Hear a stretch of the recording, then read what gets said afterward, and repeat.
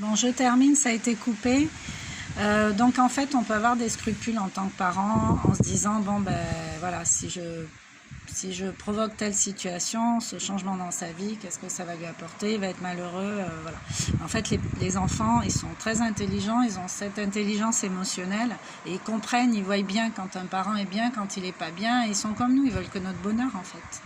Donc leur montrer que c'est possible de mettre des actions dans sa vie, de changer des choses et surtout dans la communication, dialoguer, ne pas leur mentir et essayer vraiment d'être dans une relation d'échange. C'est juste leur apprendre, leur enseigner toujours par nos actions à nous, par notre vibration à nous, à être fidèles à eux-mêmes et surtout à faire les choix qui leur correspondent le mieux et quand ça leur correspond.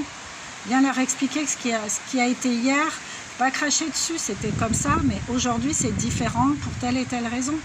Et nos enfants ont l'intelligence de comprendre tout ça, ça j'en suis persuadée, moi je l'ai vécu, donc voilà quoi.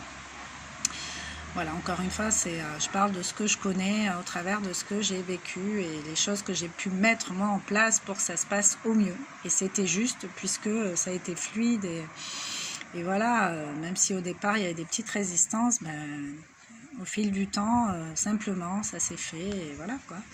Donc voilà, toujours être dans sa vérité à soi, c'est vraiment le principal et arrêter de culpabiliser comme ça.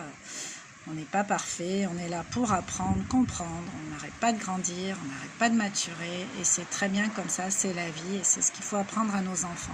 Pas chercher la perfection, elle n'existe pas, ça sert à rien, juste être eux-mêmes. Voilà. Sur ce, je vous laisse avant que ça coupe, je vous embrasse et je vous dis à bientôt.